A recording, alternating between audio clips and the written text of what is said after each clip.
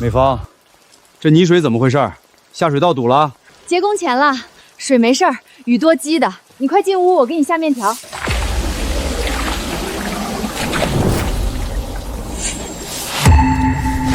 这不是下水道的问题，水是彪哥家里排过来的。老强看着不对劲，我得过去问个明白。算了吧，就一点泥水我能扫过来。咱们在外头卖苦力不容易，回村图个清静，你别惹事儿啊。咱们是不惹事儿，但也不能装瞎让人欺负。我卖苦力就是为保这个家干净，这水不对，我就得去问清楚。彪哥，你家那院墙怎么重修了？这排水管怎么直冲着我家里排？哟，光天大兄弟从城里回来了，哥哥这老墙不结实，怕塌了砸着嫂子。哥哥花了好几千块钱翻新这面墙。俗话说水往低处流，我家地势降高了，这黄泥水不流你院子里流哪儿去？村里老规矩，滴水不出街，以前水都往胡同排，你现在把院子垫高，管子直接怼到我家排泥水，这不合规矩。这是我自己的宅基地，老子想往哪儿排就往哪儿排。你赚大钱的老爷们儿为几盆泥水计较，心眼太小了吧？排水可以慢慢谈，但这新墙不对，老墙离香椿树至少1.2米，你这墙目测不到半米。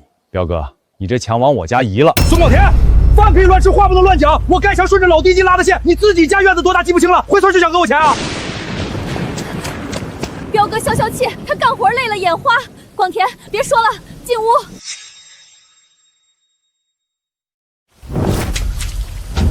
彪哥，我不聪明，但我没瞎。我爷爷在这里埋过一块青石界碑，只要挖出界碑，拿卷尺一量，是谁的地一清二楚。什么破界碑，早被野狗刨了。墙我已经盖好了，红砖就在这儿摆着，地就是我的，有本事你拆了它。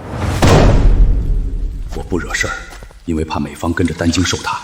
但这地基是我孙家的根，我退让一次，他就会有第二次。故意把界碑砸得粉碎，连个囫囵块都不留。马金彪这是铁了心要吞我家的宅基地，断我孙家的根。马金彪，你真以为老实人就好欺负，活该吃哑巴亏？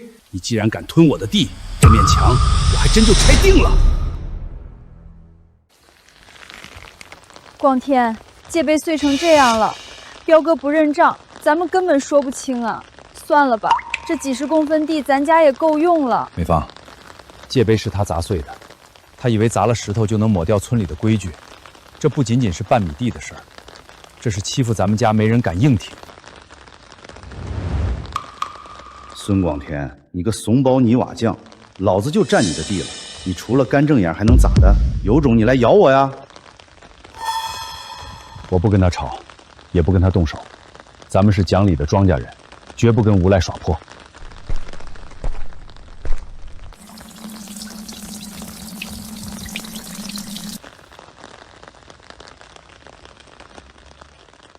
明天一早，我就带着土地确认证去找王书记。他不认这块石头，但他得认国家的红本本。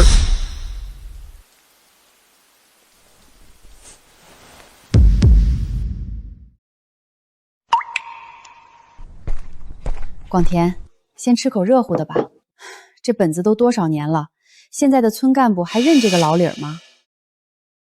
要是王书记嫌麻烦，不管这摊子烂事儿，彪哥两口子以后还指不定怎么挤兑咱们呢。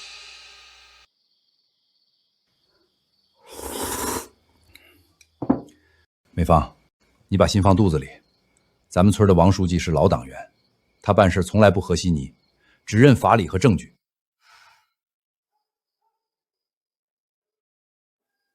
只要咱们手里握着理，天王老子来占地，咱们也不用怕。王书记，大清早打扰您了，这是我家98年窃权的土地证，您看看这图谱，我家院子东西宽15米。马金彪趁我出去打工，把老墙拆了新起砖墙，我拿尺子量了，我家院子只剩14.5米了。他往我家硬占了50公分，还把排水管直通我家。我不想因为这半米地在村里闹事儿，想请组织出面定清楚边界线，让他把多占的地吐出来。广田，你反映的这问题绝不是邻里之间的小摩擦，这是涉及到农村宅基地产权的原则问题。宅基地确权是国家大政策，边界线就是法律的红线，绝对不允许任何人趁机侵占，胡作非为。王书记，我是个粗人，但我懂法。我今天来就是相信咱们村委能主持公道。广田，你做得对，遇到纠纷不动私刑，找村委会讲法理。你是个有觉悟的好同志，这件事儿我管定了。走，我现在就跟你去现场。我倒要看看他马金胖是不是觉得村里的干部都是摆设。今天这碗水，我必须端平。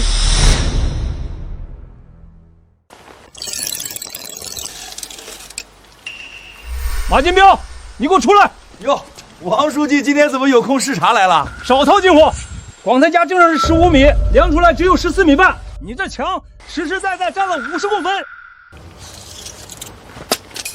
赶紧拆墙退位，把排水管给我堵死！没天理了！村干部偏袒有钱人了，他老账都是烂账，做不得数啊！王书记不能偏心啊！这软皮尺拉紧拉松差个半米，还不是轻飘飘的事儿。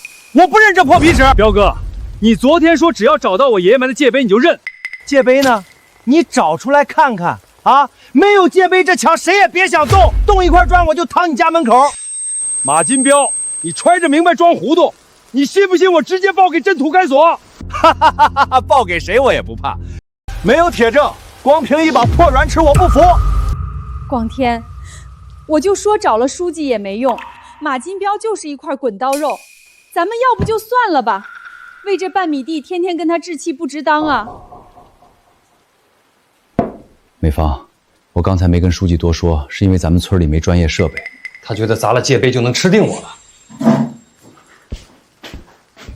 他不是要确凿铁证吗？他不是说软尺不准吗？行，我今天下午就去县城。去县城干什么？去请县国土局下属的专业测绘公司，用卫星定位一寸一寸给他量出来。我要让他知道，老实人的底线不是他能随便踩的。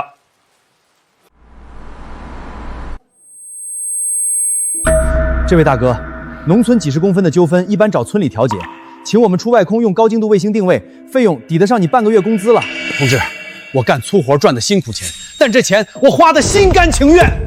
有人砸了我的界碑，想霸占我的家，我用拳头打他犯法，但我买一项科学测绘，买一份法律率立的报告，我就能堂堂正正把地要回来。这买的是一个老实人的尊严和公道。大哥，你做的对。法律只看证据，你把字签了。明天上午10点，我们带最先进的卫星设备去给你定界，误差绝对不超过3毫米。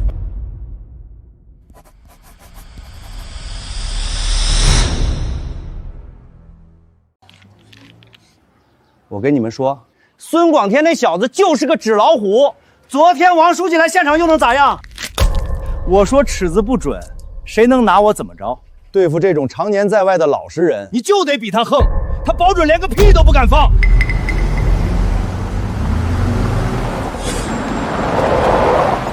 哟，这是干啥的？看着好正式，还带着精密仪器呢。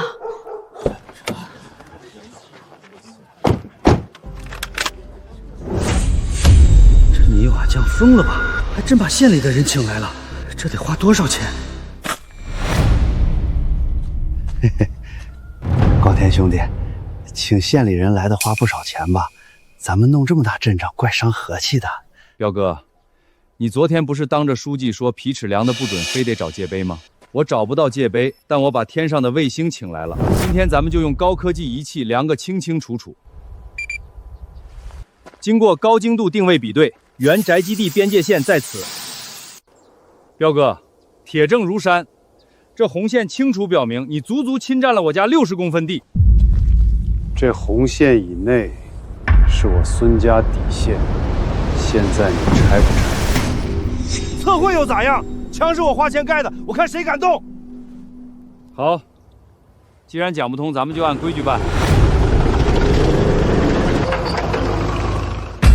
老黄哥，顺着那条红线过界的部分全平了。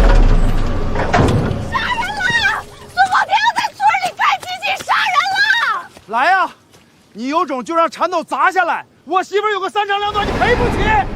广天别挖了，万一伤到人，咱这个家就彻底毁了呀！别怕，咱不认栽，但也绝不犯法。哼，这墙今天必须拆。喂，110吗？我是小黄坎村孙广田，有人恶意侵占我家宅基地，国土局已出台红线图。现在对方以身体阻挠清理、寻衅滋事，请马上派人处理。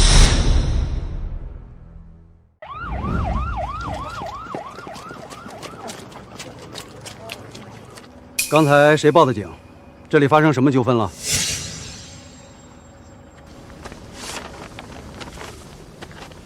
赵所长，是我报的警，这是土地使用证和刚出的红线图。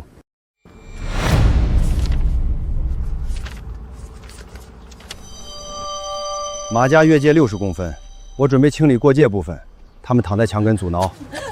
警察同志，孙广田开挖掘机要杀我们全家呀！他仗着有钱欺负老实人。站起来说话！有没有开机器杀人？我们长了眼睛会看，现场有群众作证。所长，您抽烟，那证都是老黄历了。我们盖墙为两家安全，广田非要动铲车，万一伤到人就麻烦了。特绘局盖公章的图纸在这儿，白纸黑字，红线具有绝对法律效力。你这墙就是侵占合法财产。大家都是邻居，差半米算多大事儿？他孙广田也不能一点人情味儿都不讲吧？昨天我拿皮尺量出来，你耍无赖。现在人家花钱请仪器，你又开始讲人情，国家法律就不是规矩了。那他开挖掘机吓唬我们怎么算？孙广田发现你们阻挠后，第一时间停机报警，这是理智合法的维权行为。这块地确权给了孙广田，他就有权清理非法复制物。你现在是涉嫌阻碍他人行使合法物权。如果你们继续纠缠，根据治安管理处罚法，我们有权对你们采取强制传唤，甚至是行政拘留。别拘留，我们不懂法，这就走。采花快起来！孙广田，事实清楚，证据确凿，你有权拆除过界部分，派出所和村委会给你见证。谢谢王书记和赵所长，老实人不求别的，就求个公道和法理。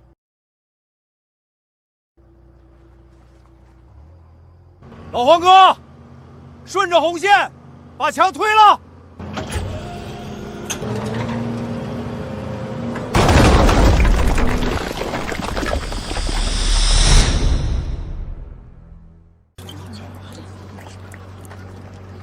美方看好了，这是咱们的家，只要咱们站得直，谁也拿不走。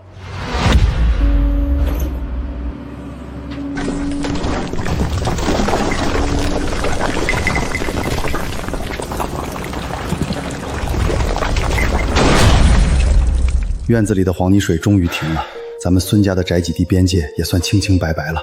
这几天憋屈死我了。广田，咱们家总算是保住了。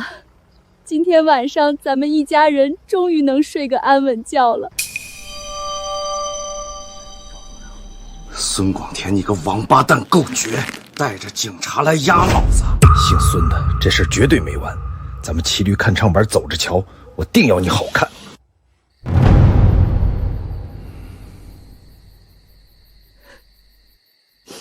砖钱加上水泥钱，大几千块啊！就这么被他一铲子扬成灰了。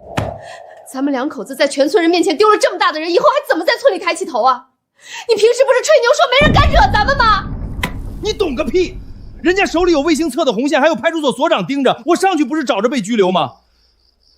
那这口气就这么咽下去了？我可咽不下这口恶气。咽下去做梦，他孙广田不是讲法吗？他院子那块地是他的，可他家门前那条出村的小土路，有一多半是从咱家老宅前面绕过去的，那可是村里的公用路。当家的，你的意思是？警察管得了院墙，管得了我在村里土路上堆放农家肥吗？他明天早上不是要骑3轮车送孩子上学吗？我让他连这大门都出不去。我不打他也不骂他，我恶心死他。广田，刚下过雨，土路滑，你骑车送孩子千万慢点。放心吧，墙的事儿彻底解决了，我心里一块大石头落地了。来，小宝上车，爸爸送你去镇上读书。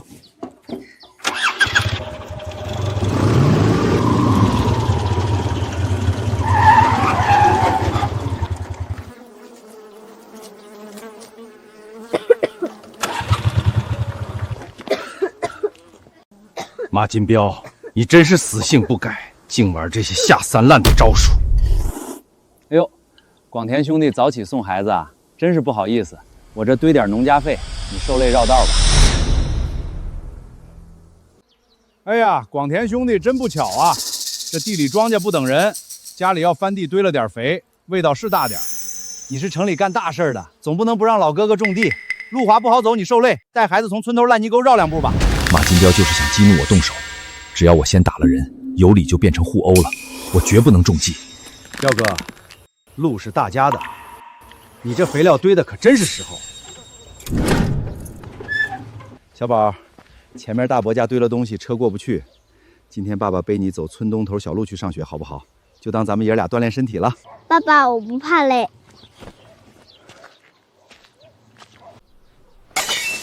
小宝抓紧爸爸，你看这沟里，等夏天雨水多了，爸爸带你来捉泥鳅。爸爸，你累不累？我下来自己吧，我不怕脏。爸爸不累，只要有爸爸在，再难走的烂泥坑，咱们都能趟过去。这点泥泞算什么？只要能让儿子安稳念书，护住这个家，我受再多苦也心甘情愿。摊上这种不要脸的恶霸，真是倒了血霉。广田，快擦汗！大妈早起都看见了，马金彪缺了大德了。大妈家后院有个小偏门，明天开始你带老婆孩子从大妈家穿过去，千万别走烂泥沟了。钱大妈，谢谢您，但这是我跟他的私人恩怨，不能连累您跟着受烟煞气。您放心，这事儿我绝对不会咽回肚子里，我会按国家规矩解决到底。这个马金彪无法无天，他就是故意钻政策空子，耍无赖，恶心人。王书记，我连夜咨询过朋友，这出村的路是村里公共道路，他打着存放农用肥料旗号，派出所来了，最多口头调解，根本没法强制清理。广田，你冷静没冲动是对的，这种乱堆放污染环境行为归镇上综合行政执法办管。我作为村支书，现在就给镇执法办打书面报告。王书记，光有报告肯定不行，马金彪到时候肯定会咬死说那是发酵农家肥，我必须亲自去收集铁证，我要证明他根本不是为了种地，纯粹是恶意堵路和污染环境。好，你去留存关键证据，只要证据确凿，镇里绝不纵容这种破坏村容村貌的恶劣行为。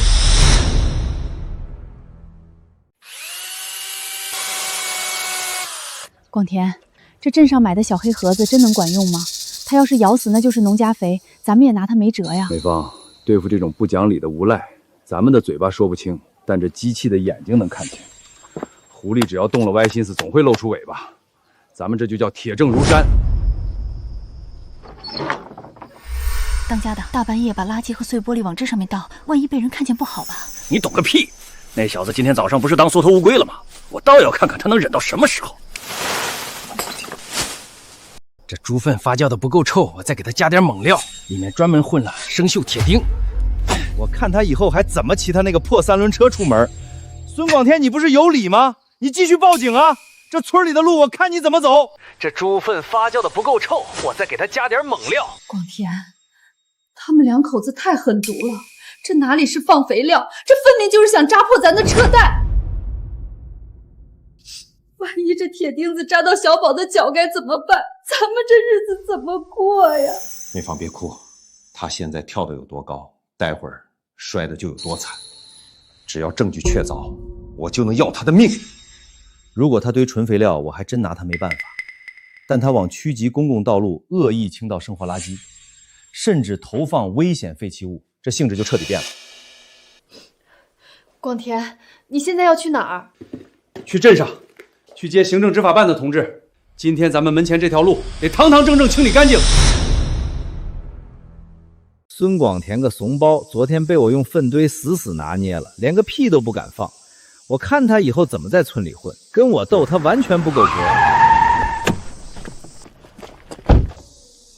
哎呀，领导们怎么大驾光临了？快来家里坐着喝口热茶，这太阳毒别晒坏了。马金彪，这段村级公共道路是谁允许你随意堆放这些污染物的？你知不知道这已经严重违反了村庄规划管理条例，属于违法占道行为。领导，您真的是误会我了，我是个本分种地的老农民，全靠天吃饭。这马上就要秋播了，这都是我辛辛苦苦沤的农家肥啊，我就临时放在这里晾晒2天，等水分干了就立刻拉到地里去。我可没干伤天害理的违法事儿。孙广田他有意见，我理解，但他也不能不让咱们老农民种庄稼活命吧。孙广田同志，关于对方咬死说是农用肥料的说法，你有什么关键证据要补充的吗？彪哥，你口口声声说这是正规农家肥，那我今天就当着领导的面问你一句，谁家的农家肥里面还要故意掺进去危险的碎玻璃和生锈的铁钉？你纯粹是血口喷人！哪来的碎玻璃？那就是纯的自家猪粪！孙广田，你别仗着有钱就在镇领导面前肆意胡编乱造，诬陷好人！领导和各位乡亲看好了，这段视频是我家监控昨晚深夜拍下的铁证。这猪粪发酵的不够臭，我再给它加点猛料，里面专门混了碎玻璃和生锈铁钉。我看他以后还怎么骑他那个破3轮车。好啊，马金兵，你这心也太黑透了！往大路上扔碎玻璃碴子，这要是扎着咱们村里的孩子该怎么办？马金包，你简直胆大包天！你这种行为已经不再是简单的乱堆太放，你这是恶意倾倒生活垃圾，并伴有破坏公共交通安全的严重违法动机。立刻给我开具责令限期改正违法行为通知书。马金兵，我现在依法对你下达最后通知：第一，你将面临整整2000元的行政罚款；第二，限你24小时之内将这里的无物彻底清理干净，恢复区级道路原貌。如果明天这个时候这条路还没通，镇执法办将直接调动清运铲车强制执行，产生的所有高昂清运费用全部由你个人承担。罚款！老子1分钱都没有！我看你们明天谁敢开铲车来清！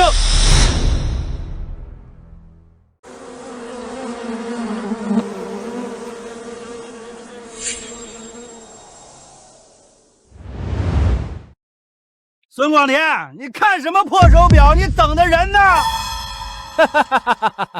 这叫邻里纠纷，他们最多口头吓唬吓唬我，还能真把我抓进去蹲大牢不成？广田，他们连脸都不要了。24小时到了，镇上的干部真的会来清理吗？美芳，别急，法律从来不是儿戏，镇上开出的通知书更不是废纸。他不给自己留后路，今天法律会教他怎么做人。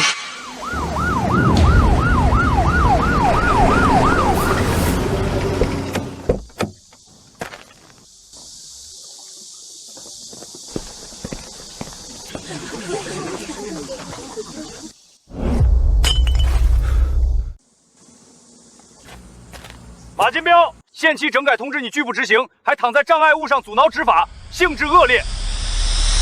你们要是敢推这堆肥料，我就撞死在铲车上！裁缝，快拿农药瓶！谁敢过来？谁往前走一步，我就喝农药死在你们面前！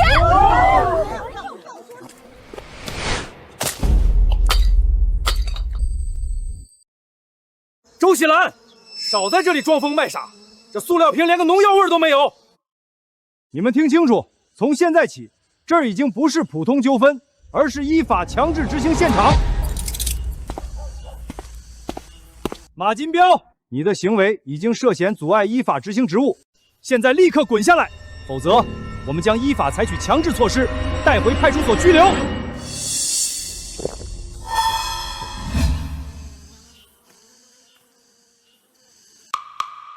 彪哥，赵所长手里的手铐是管你阻碍执法，但我刚听郑主任说了，出动装载机和渣土车的机器费用，按国家强制执行标准，1天就是3000块钱，再加上乱倒垃圾的2000块罚款，这5000块钱强制费1分都少不了你的。你如果再因为阻碍执法被行政拘留，镇上摊位的营业执照也会停办检查。你好好算算，这笔账到底值不值？我这就自己拿帖子清。广田兄弟，你帮我求求情啊！我真没钱交5000块。晚了，国家执法不是儿戏，把他给我铐起来，铲车立刻进场清运。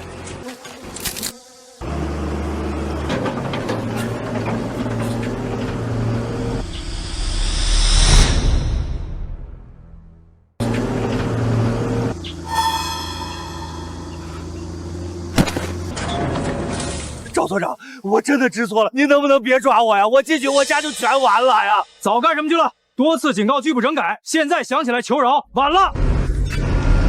把他押上警车。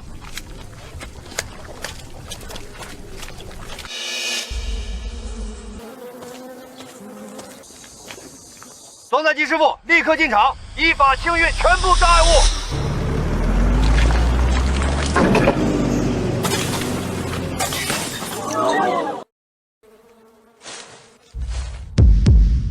收起来！你自己过来看，谁家种地会拿扎满铁钉的木板当肥料？你们这心思歹毒到极点了！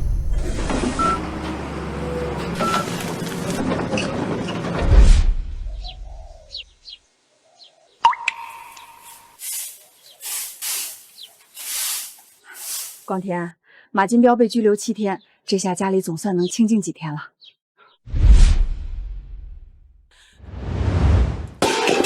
杀千刀的孙广天，把我男人坑局子里，老娘跟你们没完！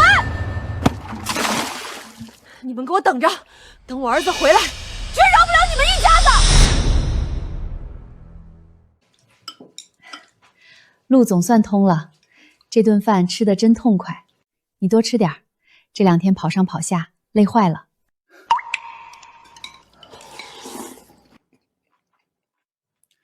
累点不怕，只要门前的路干净了，咱们一家人的日子就能踏踏实实过下去。爸爸，明天你还能骑车送我上学吗？咱们是不是不用再绕路，也不用走那个烂泥沟了？当然能，路通了，以后爸爸天天骑车走大路送你。太好了，以后我的鞋子再也不会沾一脚泥了。先把饭吃完，明天早点起床，可别赖床。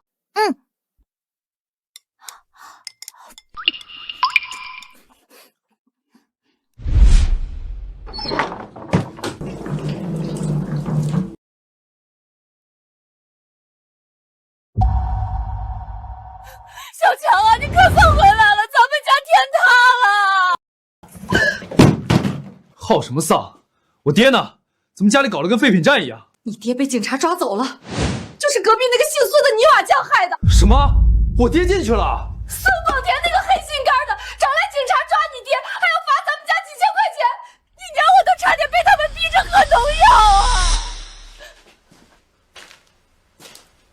孙广天，一个臭打工的泥瓦匠，也敢骑到我马家人脖子上拉屎？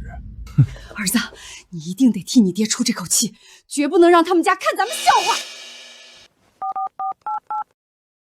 喂，强子，带几个兄弟来趟小黄坎村。对，带上家伙事儿。有个不长眼的底层泥腿子欺负到我头上了，今天我非得扒他一层皮。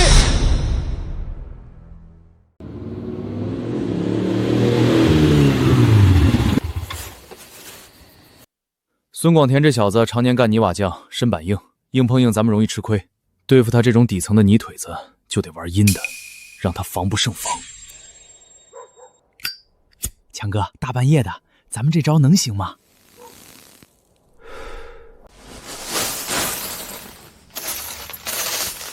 他不是天天骑那破3轮车送小崽子去镇上读书吗？这5寸长的锈钉子，连大卡车的轮胎都能扎穿。我看他明天早上怎么送。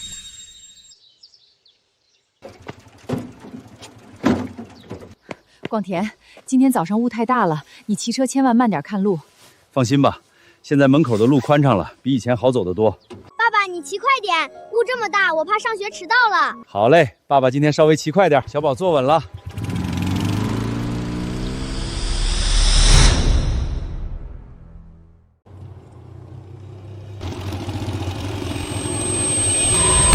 小宝，抓紧车厢！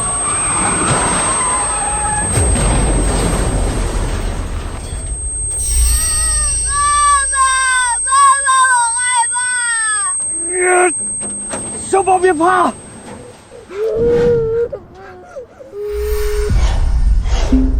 站着别动。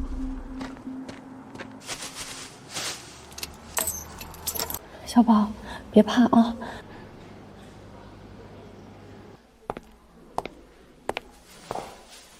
广田，这明显是蓄意报复。你最近得罪谁了？赵所长，除了隔壁马家，我在村里没有仇人。我派人去现场勘察了，但你们家门口那段路是个死角，完全没有监控覆盖。没有监控，钉子上也没有指纹，没有确凿证据，我们不能随便抓人。赵所长，那就让他们这么欺负人，咱们以后还怎么出门啊？美芳，别为难赵所长，警察办案得讲证据，这是规矩。赵所长，我明白，证据不够不能定罪，这件事我会想办法补残证据。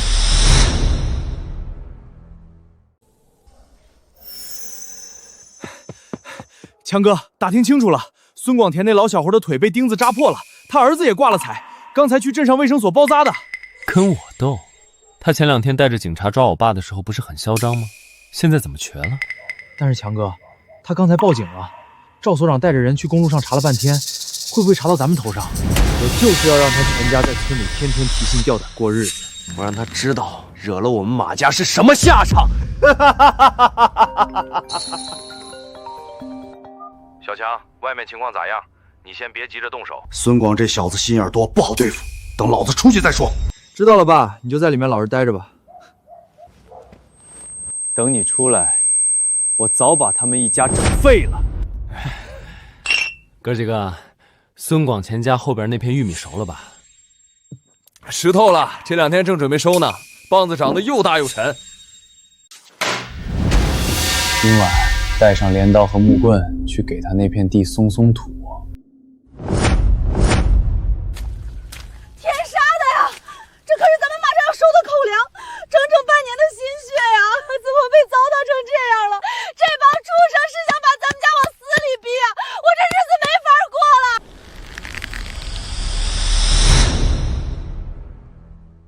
这事肯定是马金兵的儿子干的。马金兵进去了，他儿子就来祸害咱们，真是上梁不正下梁歪。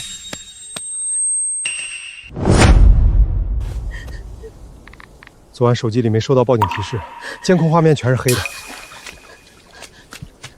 监控坏了，那这地不是白被糟蹋了？他连监控都算计进去了。探头没坏，是被信号干扰器屏蔽了。马小强比他爹硬。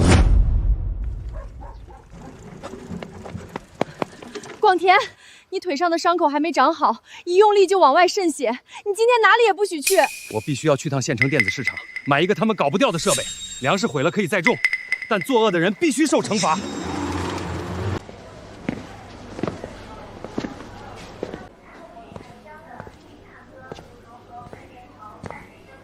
大哥买监控啊！我这全是新款高清无线探头，不用扯线，连上网络，手机随时随地看，方便得很。老板，我要带实体供电线，直接插硬盘助力器的那种。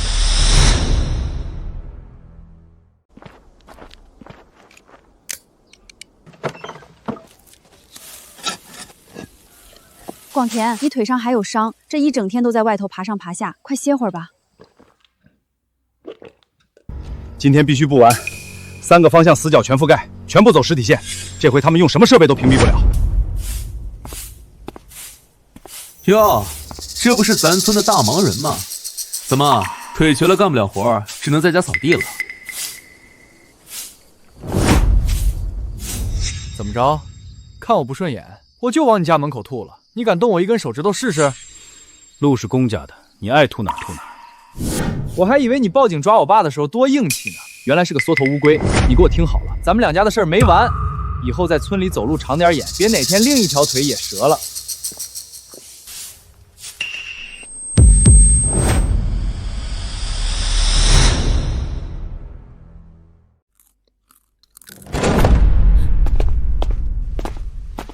小强，你今天去探那泥瓦匠的底没有？你爸还在拘留所里受罪，咱们不能轻易放过他。妈，你就是高看他了。我刚才当着他的面往他脚底下吐口水，他连个屁都没敢放。他真没敢吱声。前2天他找书记找警察的，可不是这个怂样。找警察有啥用？咱们把监控屏蔽了，他找不到证据。现在腿瘸了，心气也给磨平了。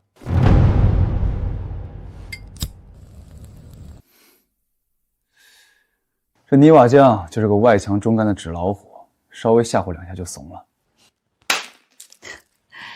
那就好，这泥腿子不知天高地厚，敢把金彪送进去，就要让他吃点教训。妈，你放心，踩烂他几亩玉梅只是开胃菜，明天晚上我让他知道惹咱们马家的下场。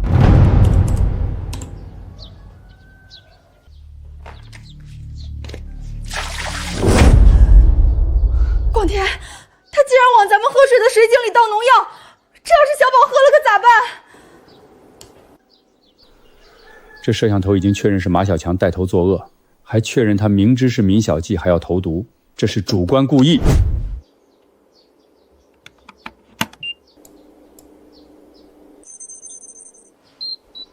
光田，咱们赶紧报警吧，这可是投毒啊！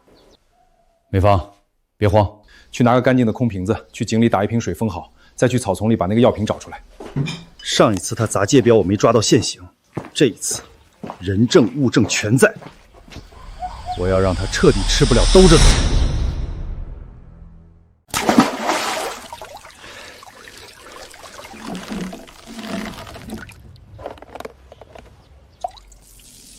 广田，这井水确实被污染了，这是典型的百草傀儡除孢剂残留反应。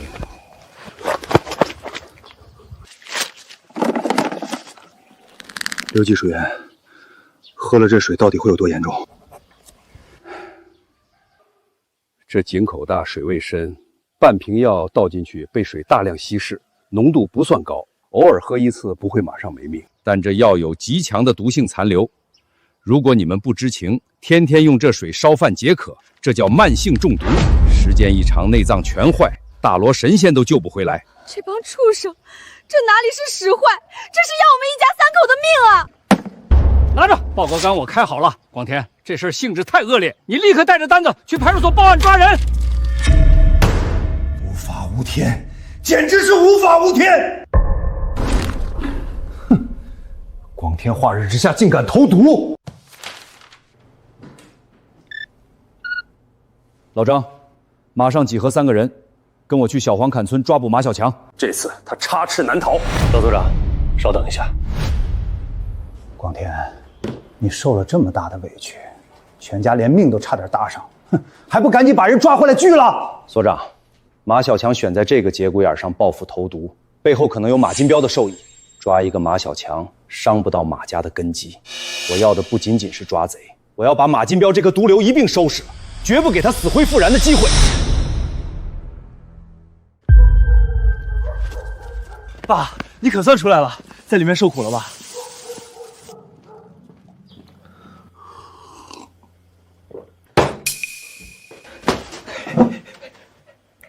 爸，我昨天半夜摸进孙广仁家菜地，把他水井里倒了半瓶除草剂。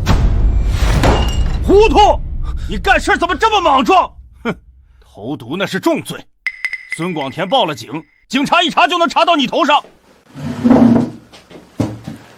爸，你别急啊，我办事能不留后手吗？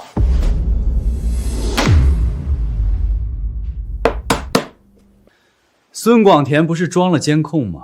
我花钱从网上买了信号干扰器，他家那破监控啥也拍不到。没拍到，那就好办了。孙广田就算猜到是我们干的，他也拿不出证据，只能吃这个哑巴亏。光投毒还不够，孙广田不是仗着有村支书撑腰，逼着老子退了墙吗？墙虽然退了，但他家那条路，老子照样能给他堵死。爸，猪粪不管用了，咱用啥堵？他家大门外是土路，明天半夜咱们带上铁锹，在他家门口挖一条2米深的深沟。我看他孙广山的3轮车怎么开出来，怎么去城里干活。真是死不悔改，一放出来就继续密谋作案。广田，你放心，明天我绝对不会让他们这么干的。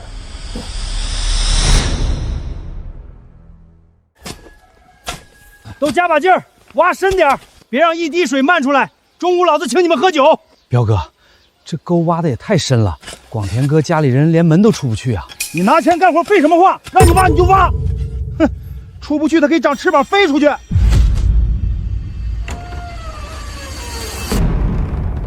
天哪，这怎么挖这么深个坑？这让人怎么过路啊？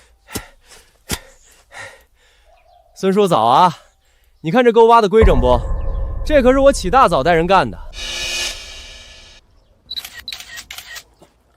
哟，广田大兄弟又拍照留念呢，随便拍，要把哥哥我拍帅点。最近雨水多，哥哥我心善，自费给咱们这儿修条排水渠，这可是造福乡亲的好事儿。你发网上让大伙都看看。彪哥，你把沟挖在正当门，广田的3轮车怎么开出去啊？孩子还要上学呢。哎呀，嫂子，这我可管不着，修水渠总得占点道嘛，你们克服克服。孙叔，实在不行你买个直升机开出去呗。要不你给咱们磕个头，我给你搭块板子。修水渠是好事儿，希望彪哥别后悔。呸！哼，装什么大尾巴狼？继续挖，老子今天就让他插翅难飞！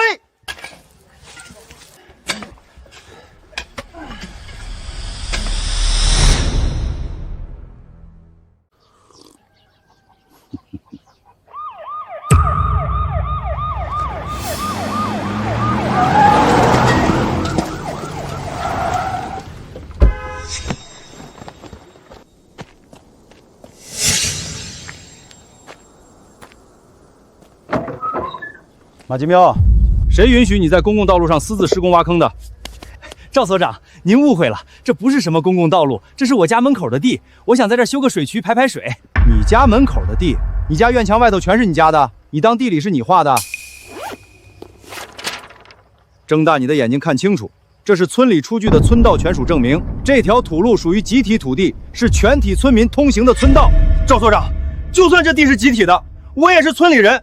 我修水库也是为了大家好，没犯法吧？你在邻居大门正前方挖2米深的沟，这叫修水渠？你这叫故意堵塞交通，寻衅滋事。马金斌，根据法律规定，你这种行为属于破坏交通设施。我现在命令你，立刻把这条沟给我推填平整。这挖了一早上了，回填多费劲儿啊！能不能明天再说？不回填是吧？行。那就以破坏交通设施罪论处。来人，把他给我带回所里。别抓我，我填，我马上填，千万别抓我。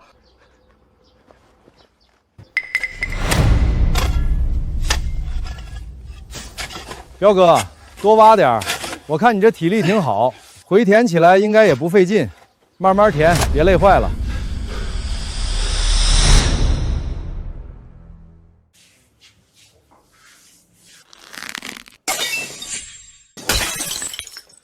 气死我了！那个姓赵的警察明显就是偏袒孙广田，凭啥咱们在自家地头挖坑还要被抓？就是，这派出所是他家开的，咱们就这么咽下这口恶气。明天我就去镇上告那个警察。都给我闭嘴！瞎嚷嚷什么？现在警察盯着咱们，硬碰硬那是找死！爸，那这事儿就算了，咱们脸往哪儿放？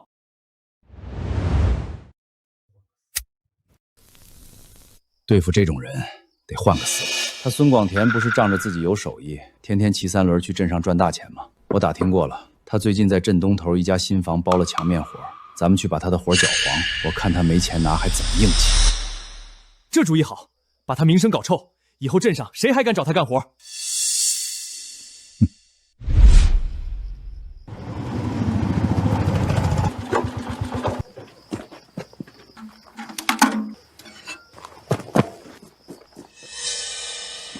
就是这儿，白天我路过看了，这面墙就是孙广田刚砌完的。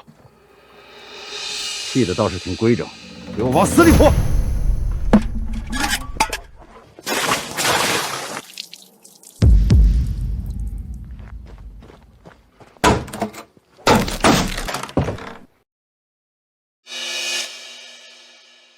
干活不能白干，这2袋水泥拿回家正好补足去。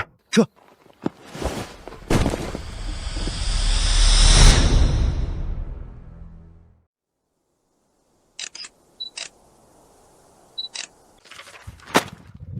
孙广田，我包工带料交给你，你嫌工价低就直说。背地里给我新房泼血一样的红漆，你存心触我眉头是不是？张老板，我昨天走的时候把门锁好了，门是被撬棍强行弄开的，这不是熟人干的。少给我扯淡！警察刚才都说了，现场没有外人的指纹，你监守自盗偷走2袋水泥，还脱漆销毁现场。张老板，你先冷静，没有确凿证据不能定罪。不过孙师傅，你是第一责任人，这事儿你脱不开关系。今天这事儿没完，3000块钱的尾款你1分都别想拿，你赶紧给我滚蛋，我另外找人干。张老板，这漆不是普通的调和漆，是农用机械上专门用的防锈底漆。这车轮印子一边深一边浅，是拉重物压出来的。我只有一辆电3轮，压不出这种柴油3轮的印子。老板，工钱你可以先扣着，墙我今天免费给你重新粉刷翻新，最多2天。我肯定把偷你水泥泼你油漆的贼揪到你面前，连本带利让他给你赔偿。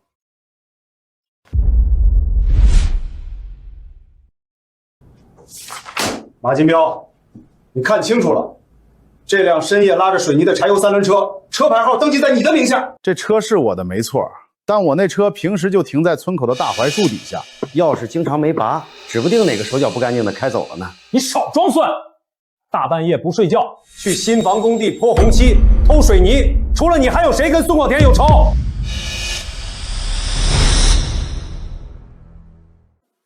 赵所长，办案讲证据，照片上这俩人戴着头套，你凭啥说是我和我儿子？我还说是孙广田自己开了我的车，贼喊捉贼呢。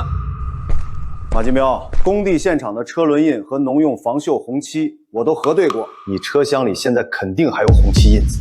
我平时拉农机设备，车上有几块红漆怎么了？你把水泥从我家搜出来才算数啊！所长，去他家看过了，没找到丢失的水泥，车厢也被水冲洗过，提取不到有效痕迹。孙广田，目前只有车牌，没有直接拍到人脸，也没有找到赃物，确实证据不足，不能抓人。哈哈哈哈哈！孙广田，听见没？警察同志讲证据，你拿不出证据就别在这儿乱咬人。马金彪，你们别太嚣张，我给你们口头警告，这事儿没完，我会派人继续追查。查，随便查，我们可是守法好村民。走，儿子，回家。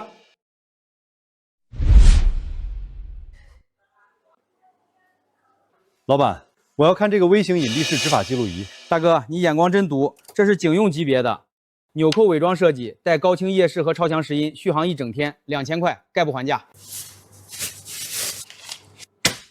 我要了，现在就装上，教我怎么用。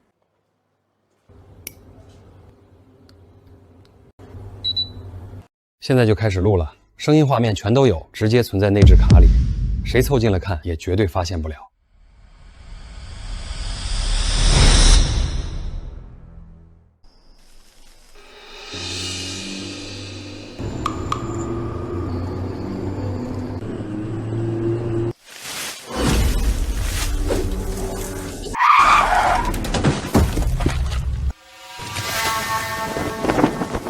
按住他，别让他乱动！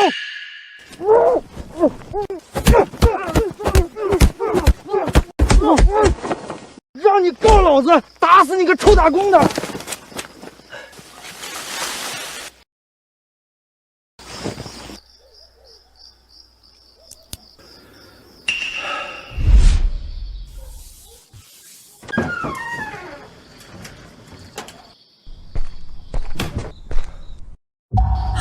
广田，你这是怎么了？脸上怎么全是血？谁干的？美芳，别哭，我没事儿，一点皮外伤。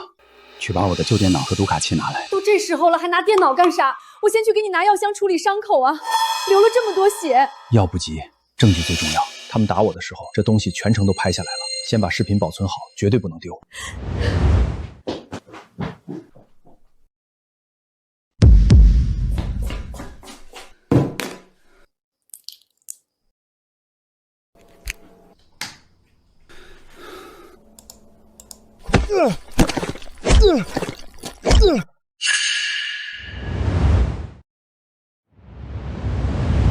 马金彪和马小强，他们不是喜欢讲证据吗？那我就用法律让他们父子俩一起进去蹲大牢。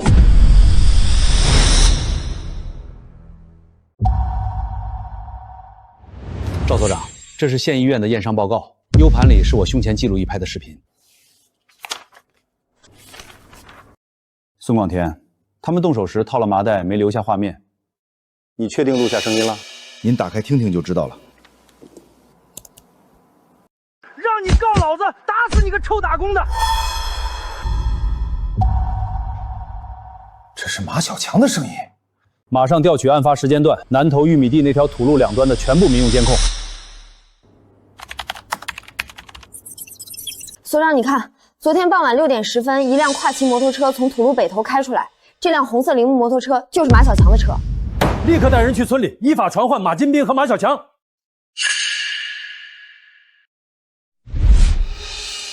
赵所长，我昨天一直在家睡觉，你们凭啥抓我？孙广天被人揍了，那是他平时得罪人太多，活该。马小强，你老实交代，昨天傍晚6点你在哪里？我不是说了吗，在家睡觉，我连院门都没出过。不见棺材不掉泪，让你告老子，打死你个臭打工的！这谁的声音？你们随便找个人配音响冤枉我，我不认！不仅有声音，我们还调取了土路附近的监控，案发时你的摩托车就在现场。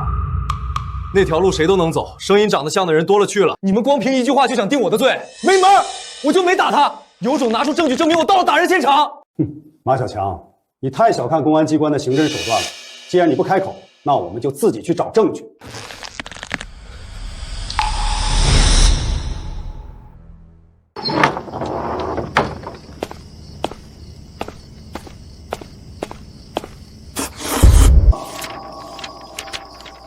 我们依法对本案相关场所进行搜查，请配合执法。干啥？你们把我儿子抓走还不够，现在又要私闯民宅呀！周喜兰，这是合法搜查证，请你配合执法，立刻退后。警察欺负老百姓了，我难受的不行了。姓赵的，你今天要是搜不出东西，我明天就去告你。进去搜。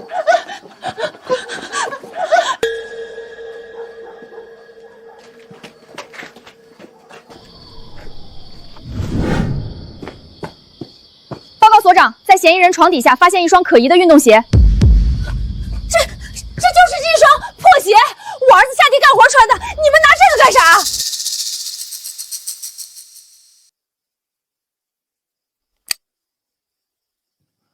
马金斌、周喜兰、孙广田遇袭的那条土路，路面上全是这种黄土。这双鞋底的泥土和案发现场的土质一模一样，只要送去化验室做成分对比，这就是实打实的铁证。这个蠢货干完事连鞋都不知道换。马金兵，你儿子这次跑不掉了。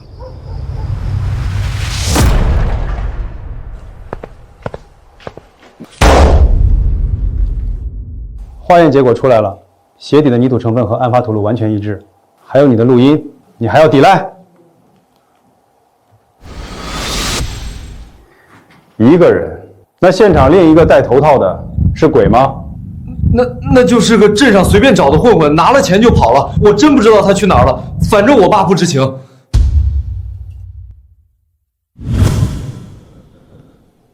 我认，人是我打的。马金彪参与没有？这事儿是不是他指使的？没有，跟我爸一点关系都没有，是我看不惯孙广田一个人干的。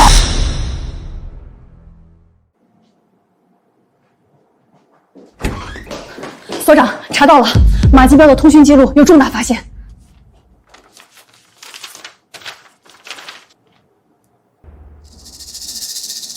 案发当天傍晚5点半到6点，马金斌给马小强连打了3个电话。案发时间刚好是6点10分，时间点高度吻合。虽然通话内容没有录音，但在案发前这么密集的通话，绝对不是巧合。把这份通讯记录和马小强的供词钉在一起，马上向局里申请对马金崩以涉嫌故意伤害共同犯罪正式立案调查。是。马小强故意伤害证据确凿，马上办理刑事拘留送看守所。马金崩暂时取保候审，限制出境，随传随到。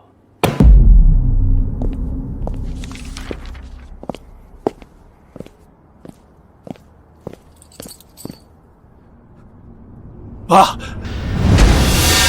郑浩，家属不能靠近嫌疑人。儿子，别怕，你在里头好好配合，千万别乱说话。爸，他们要把我送到哪儿去啊？你就是个常规拘留，天塌不下来。爸马上回去卖房子卖地，花大价钱请省里最好的律师，一定帮你处理相关事项，维护你的合法权益。你别高兴得太早，你现在也是犯罪嫌疑人，处于取保候审阶段，再敢有任何违规操作，你的下场和他一样。赵所长，这笔账我记下了，等我儿子出来咱们慢慢算。孙广田那边我也绝不会善罢甘休。马金彪，你到现在还不死心？你要是敢再动孙广田一根汗毛，我保证让你牢底坐穿。带走。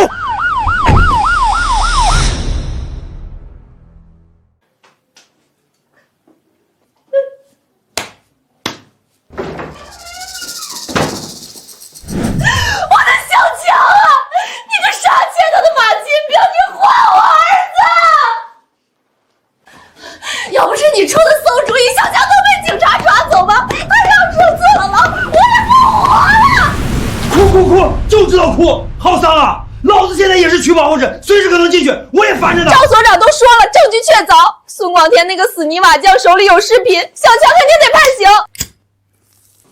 孙广田不就是靠着一个破记录仪的视频吗？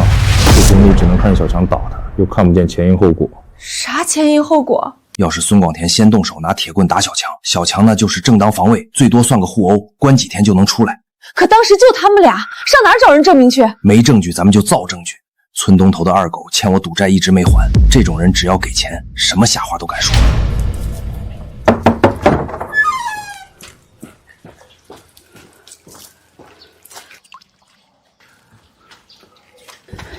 广田、美芳，你们两口子还有心思干活呢，出大事儿了！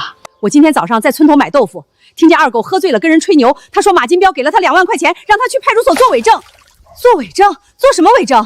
二狗说马金彪让他去警察局咬定说那天晚上见广田先使铁棍追打马小强，这叫什么互殴？谢谢您跑这一趟，您赶紧回吧，剩下的事儿我来处理。广田，咱们去找赵所长解释吧，警察万一信了咋办？空口无凭去解释没用，二狗既然收了钱，肯定会有交易记录或者留着现金。我不仅要让他伪证做不成，我还要把马金彪妨害作证的罪名一起钉死。我现在就去找王书记调村口的监控，马金彪昨晚出门肯定留下了尾巴。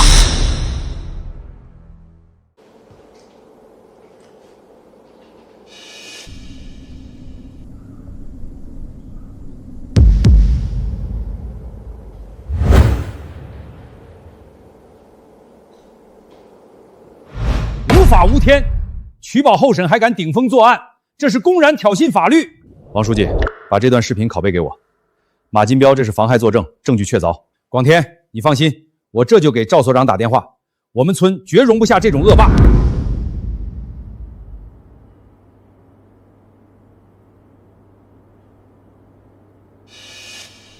广田，这个监控录像来得太及时了，马金斌的行为已经涉嫌妨害作证。二狗，已经在你家搜出来了1万块现金，你现在去做伪证，那是包庇和伪证罪，要判刑的。赵所长，我全交代，是马金彪给我的钱，他让我去派出所说瞎话，说是孙广田先手拿硬质气笔打的马某某，我一时糊涂，这事儿都是马金彪指使的。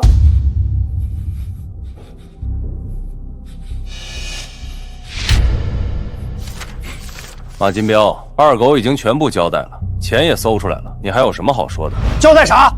我给他钱是还以前欠他的赌债，他去做伪证关我屁事儿。监控拍得清清楚楚，你给钱的地点和时间完全吻合，你还想狡辩？赵所长，二狗那是诬陷我，他跟孙广田一伙的，故意设套害我，我绝对没让他做伪证。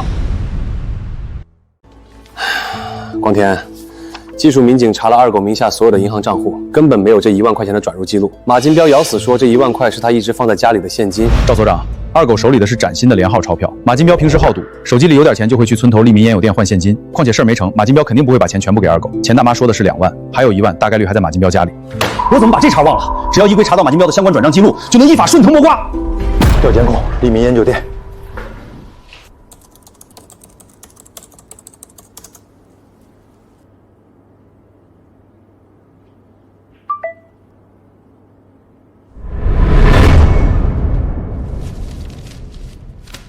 赵所，查到了，这是烟月店老板提供的转账记录。马金峰在案发当晚分3次扫码向店老板转账2万元，并提走了2万现金。哼，铁证如山，看他这次还怎么狡辩。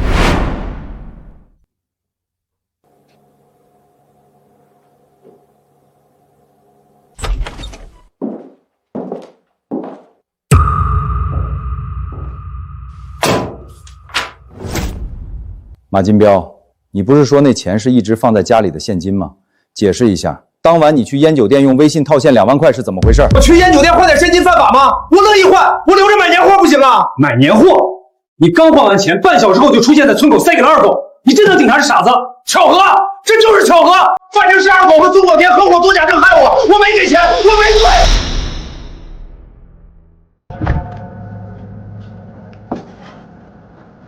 你们警察还有完没完了？我家都被你们翻个底朝天了，哪来的钱？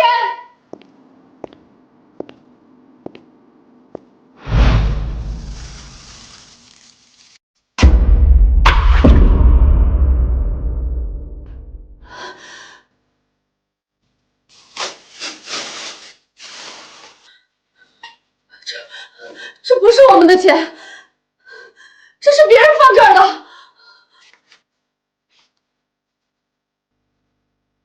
哼，编号和烟角店提出来的现金完全一致。周喜兰，你还有什么好说的？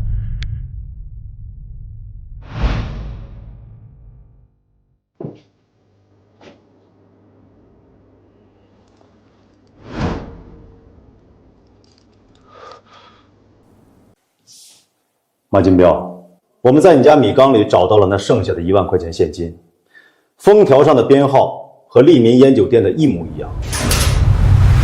这应该是你答应事后给二狗的钱吧？经检察院批准，你因作假证，现在对你依法执行逮捕，签字吧。孙广田、吴美芬，你们两个下地狱的黑心货！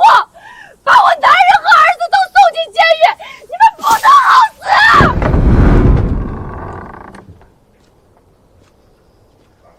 孙家，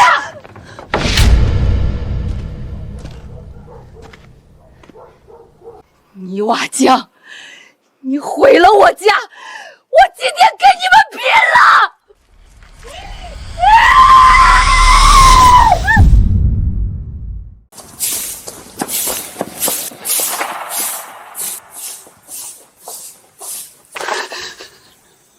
周喜兰，你再往前一步试试，我这手机录着呢，你说的每句话都是证据。录像怎么了？你们把我男人和儿子送进监狱，还不让人说了？赵所长，马金兵的妻子周喜兰带凶器在我家门口闹事，人身威胁我和我爱人，我们已经录像。我们马上到。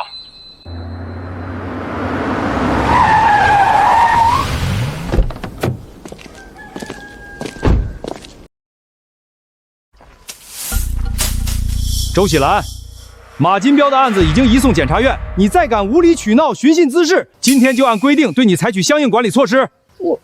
我就是来问问，我没闹事儿。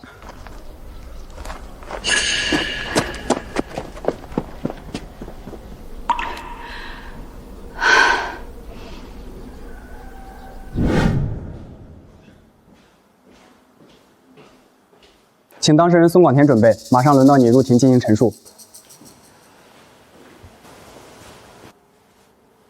广田，别怕，把咱们受的委屈都跟法官说清楚。广田，踏实进去，法律会给好人一个公道。咱们小黄冈村的乡亲都支持你。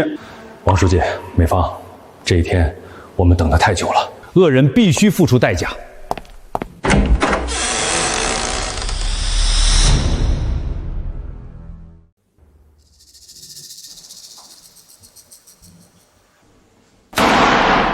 现在开庭，请公诉人宣读起诉书并出示证据。被告人马金包涉嫌故意伤害罪、妨害作证罪、投掷危险物质罪，事实清楚，证据确实充分。审判长，我北头人挖沟是为了清理自家门口积水，修建排水渠，属于邻里正常的排水纠纷，并非恶意堵路。是吗？请法庭看下一组视频证据。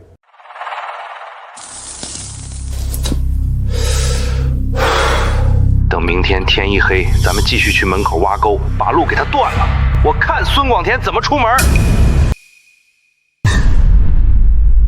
被告人验车的修水渠与其在视频中亲口承认的把路断了严重不符，这是有预谋的寻衅滋事。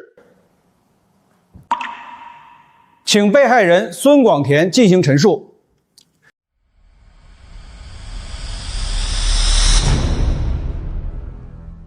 审判长，马金彪对我们一家的伤害是一步步升级的。他先是在路上撒铁钉，害我送孩子上学时爆胎翻车；接着他在我家菜地水井里投毒农药，想绝了我们全家的生路。他甚至雇人殴打我，再用2万元现金买通二狗作伪证。我深知底层生活不易，一再忍忍，但我身后是我的妻子和孩子。我请求法庭依法严惩，还我们一个公道。请全体起立。现在宣判。本院认为，被告人马金彪无视国家法律，多次故意挖沟堵路、寻衅滋事，破坏他人财物，数额较大，为逃避法律规调，指使他人作伪证，其行为已构成寻衅滋事罪、故意毁坏财物罪、妨害作证罪，数罪并罚。判处被告人马金彪有期徒刑5年6个月，并处罚金人民币1万元，责令被告人马金彪赔偿被害人孙广田及房主张老板的经济损失。判正了，我知道错了，我赔钱，别判我这么久啊！另，被告人马小强因犯投放危险物质罪、故意伤害罪，案发时系未成年人，另案审理，判处其有期徒刑3年，送往少年犯管教所。小强啊，3年，他才多大呀？你们这是要逼死我们娘儿俩啊！孙广天，你这个杀千刀的，你害我男人坐牢，害我儿子进少管所，我和你拼了！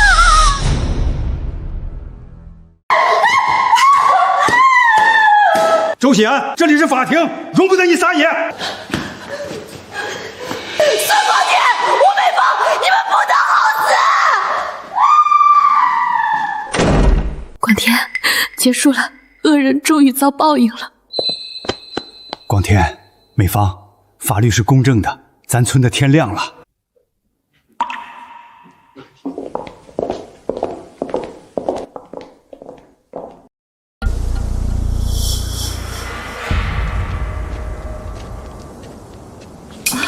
王大嫂，去地里啊！快走快走，别沾了晦气，一家子老歹饭。走夜路摔死你们这帮势利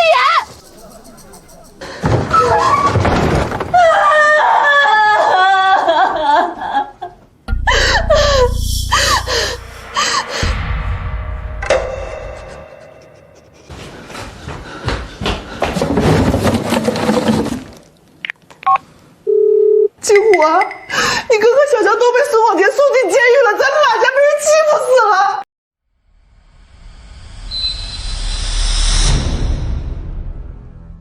我哥和小强进去，那是他们不懂法。金虎，你哥被判了5年多，你在省城认识人多，可得帮我们报仇啊！我查过了，孙广田家院墙边有一棵老香椿树，刚好挡住咱家主房。我国民法典规定了相邻权，你明天去镇上找法政律所的张律师，起诉孙广田，让他砍树，再赔1万块钱。哎呀，还是你有办法。孙广田，你别得意太早，今天有人来治你。周喜兰，你还想胡闹什么？我不跟你们废话。张律师，告诉他们。孙广田先生，我是马家的代理律师，你家这棵香椿树严重遮挡了马家住宅的财和通风，侵犯了相邻权。这树都长了20年了，你们以前怎么不说挡光？根据法律规定，限你们3天内砍树，并赔偿1万元损失费，否则我们法院见。不砍树不赔钱，就等着当被告吧。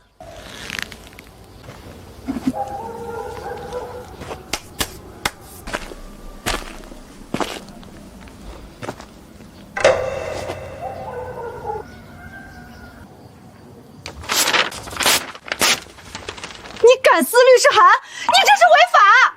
回去告诉马金虎，马家主房的窗户是5年前私自加价的，根本没有建房规划许可证。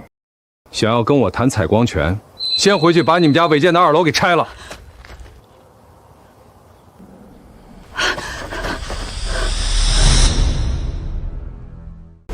孙广天这个泥瓦匠，居然敢撕律师函，还拿违建威胁我。金虎哥，咱们直接找人去他工地闹事儿。哼，找人闹事那是马金彪干的蠢事儿。孙广天不是开了个施工队吗？他最在乎的就是名声和公器。写匿名信，向税务局举报他偷税漏税，再向质监局举报他用不合格建材。我要让他自己停工。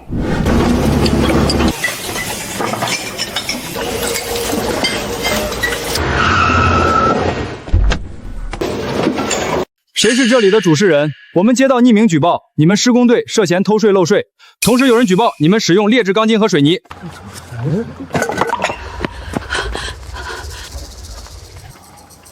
同志，我们都是老实人，买材料都有正规发票，怎么会不合格呢？配合检查是我们的义务。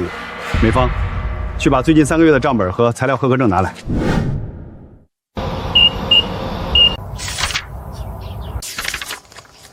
账目暂时没有发现问题，但我们需要把备份带回去复核。材料抽检合格，不过根据程序，核查期间你们必须停工，等正式通知。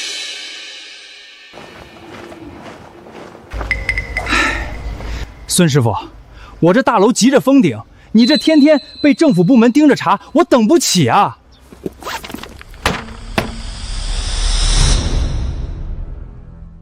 这合同还是取消吧，定金你退我一半就行。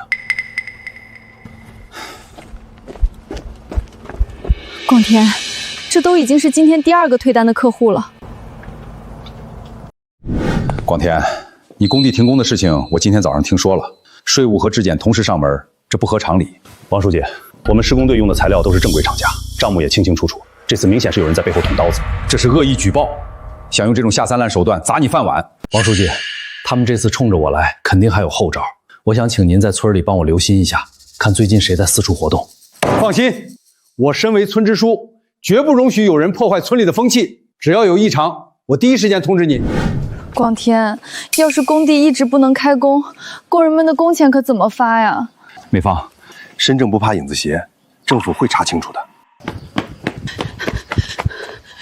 广田、美芳，我可算找着你们了。钱大妈，怎么了？那个周喜兰这2天不对劲儿，我昨晚路过她家墙根儿，听见她一直在接电话，对方好像是省城来的。听到说什么内容了吗？没听全，但今天一大早我就看见他鬼鬼祟祟的坐车去了镇上的律师事务所，那脸色一看就没憋好屁。省城律师事务所，看来背后出主意的人段位不低。金虎，还是你有办法。那2个执法局的一去，孙广田的工人们都吓跑了，连客户都跟他解约了。哼，这才哪儿到哪儿。孙广田这小子骨头硬，这点损失压不垮他。那咱们接下来怎么整他？孙广田家5年前办了宅基地确权，你现在就去村里放风，说他家的确权证是花钱买通了关系办下来的。这能行吗？那测绘报告可是有公章的。你就说连测绘报告也是假的，他家占了集体的地。村民最恨占公家便宜的人，只要谣言传开了，唾沫星子就能淹死他。这主意好，我这就去村头大树底下嚷嚷，看他孙广田以后怎么在村里抬头做人。我跟你们说，孙广田的宅基地证绝对是花钱买通关系办的，他家占了咱集体的地。不能吧？广田看着挺老实的，那证上还有红公章呢。公章？现在有钱啥办不来？他干工程的手里有的是钱，买个假报告容易得很。周喜兰，你少在这里胡说八道！我家地基清清白白，没占集体一分地。哟，清白，你们拿得出当初的审批档案吗？拿不出来就是心虚。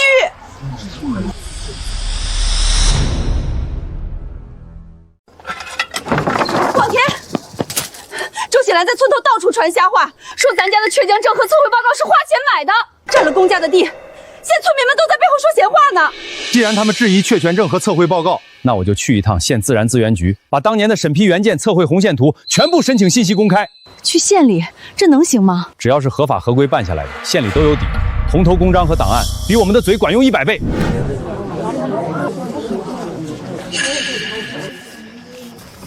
大家静一静，这是广田今天刚从县自然局拿回来的审批档案复印件。谁知道这纸是不是你们自己打印出来的？周喜兰，这上面有县自然资源局的公章，测绘红线图还有当年的审批签字。你要是再敢造谣，那就是诽谤，要负法律责任的。哎呀，真是真的，孙广田家1分地都没多占。周喜兰，你天天瞎编乱造，到底安的什么心啊？真是的。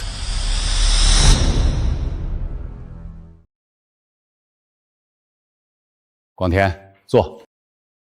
那张审批条贴出去，周喜兰没再闹腾吧？他暂时不敢了。不过周喜兰是个没脑子的，这次造谣的主意背后肯定有人指使。你猜的没错，我向镇上打听过了，马金彪的亲弟弟马金虎，前几天从省城给周喜兰汇了一笔钱。马金虎？对，马金虎在省城混了多年，手里有些来路不明的钱。王书记，您知道他在省城做什么买卖吗？这是他公司的名字。广田，这人不好惹，你得小心点。谢谢王书记，只要他犯了法，就没有惹不起的。广田，查到什么没有？这个马金虎到底是干啥的？马金虎在省城注册了一家投资咨询公司，其实就是个放高利贷的皮包公司。这上面怎么这么多投诉记录？这家公司被投诉过10多次，全都是暴力催收、非法限制人身自由。但每次警察去查，马金虎都找手底下人顶包，因为没有直接指向他的证据，最后都结案了。他这么坏，手段还这么毒，咱们能对付得了他吗？马金虎已经在暗中对付我们了，如果不把他连根拔起，咱们以后没有安宁日子过。好，光田，我信你，咱们不能被他欺负。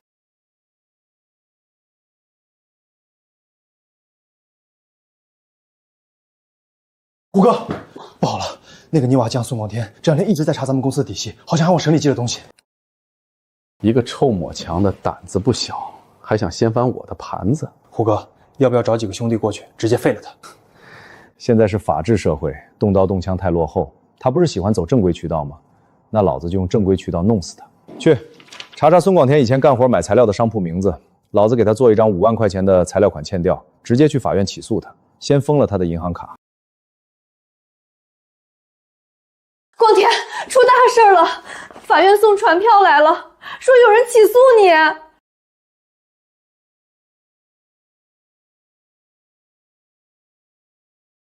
上面写啥了？咱家本本分分的，怎么还惹上官司了？马金虎找人起诉的，原告是城北建材厂，说我2年前拖欠了5万块钱的建筑材料款。5万？咱们买材料从来都是现结，什么时候欠过这么多钱？这纯粹是栽赃。这上面有你的签名，还有手印儿。广田，这要是判下来，咱们拿不出钱，是不是要被抓走？我写广子的时候，横折从来不带勾，这个签名笔迹圆滑，根本不是我写的。至于这个手印儿，也绝对对不上。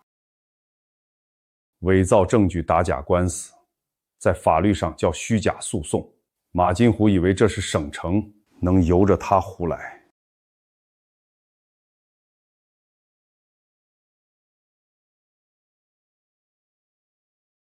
李律师，我要申请司法鉴定，对这张欠条上的签名和手印进行笔迹和指纹鉴定。广田，光做鉴定能行吗？万一他们还咬着不放呢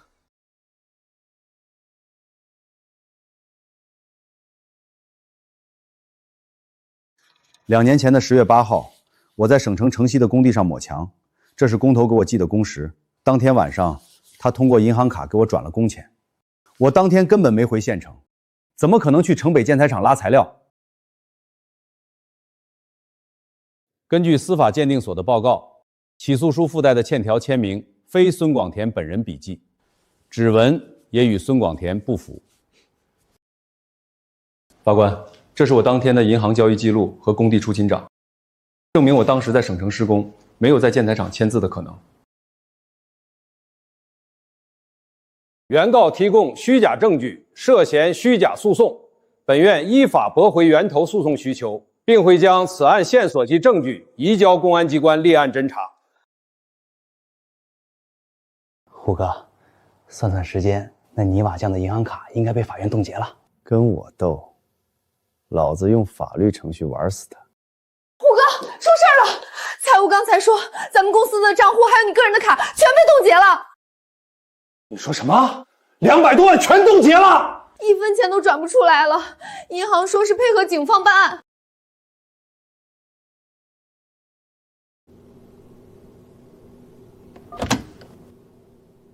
是马金虎吗？这里是经侦支队，你涉嫌非法吸收公众存款，现在依法传唤你，立刻配合调查。还愣着干什么？去把保险柜里的现金全部拿出来！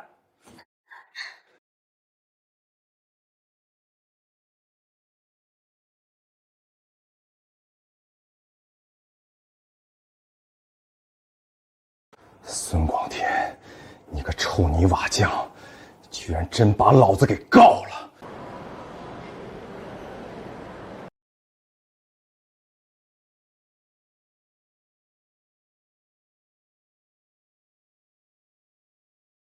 先生，请摘下墨镜。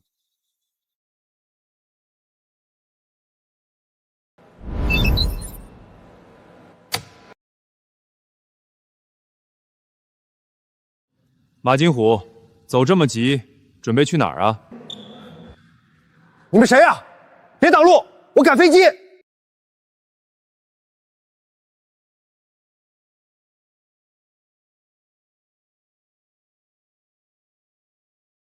放开我！你们凭什么抓我？我没犯法。凭什么？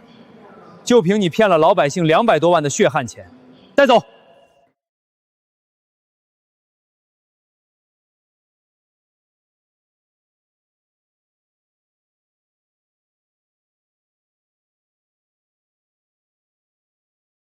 广田，电话响了，不会又是马家那边的人打电话来找麻烦吧？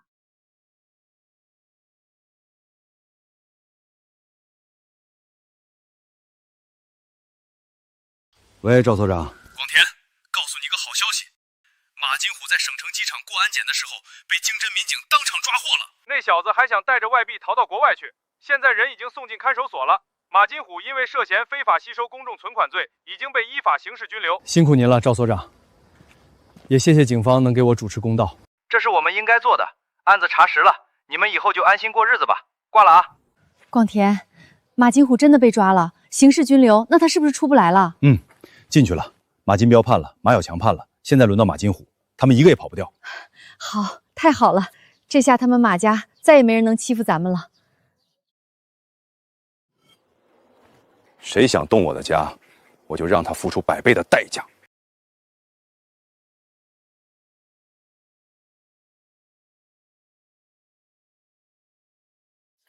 请证人出示相关证据。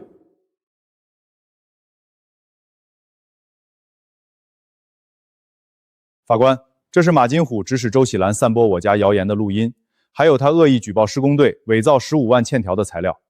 法官，他血口喷人，这跟我开公司放贷没关系，他这是陷害我。被告人控制情绪。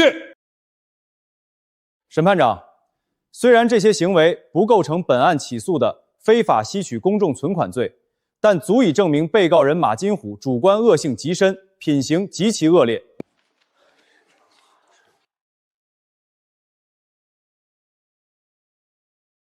被告人马金虎犯非法吸收公众存款罪，判处有期徒刑4年6月，并处罚金人民币10万元。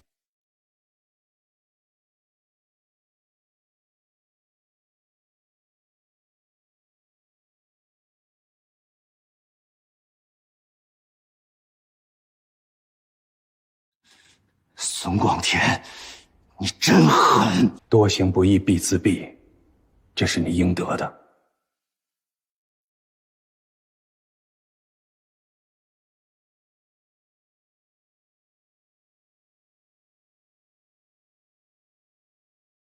金虎，你怎么也进来了？哥，我被判了4年半。不许私自说话。马金彪，回你的劳动岗位去。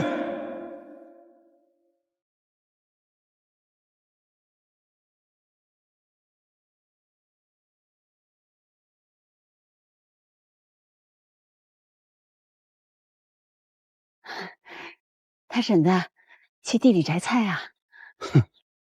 快走，别跟他打成一家子坏主，真晦气。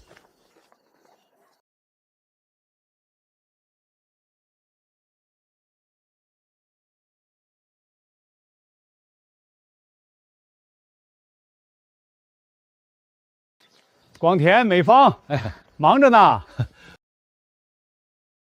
王书记，您来了，快请坐。王书记，喝口热茶，刚沏的。我听说你们施工队最近又接了镇上2个大厂房的盖建活。对，工人们干活实诚不偷工，口碑传出去了，最近活确实挺多。王书记，您看，这是小宝昨天带回来的期末成绩单，全班第1。好啊，小宝这娃随广田，聪明又踏实，以后肯定有大出息。下面有请小黄坎村的孙广田上台领奖。他面对不法侵害，不私了，不妥协，用法律维护权益，被评为我县法治乡村建设先进个人。广田，好样的，快上台！广田，去吧，全县人都看着呢。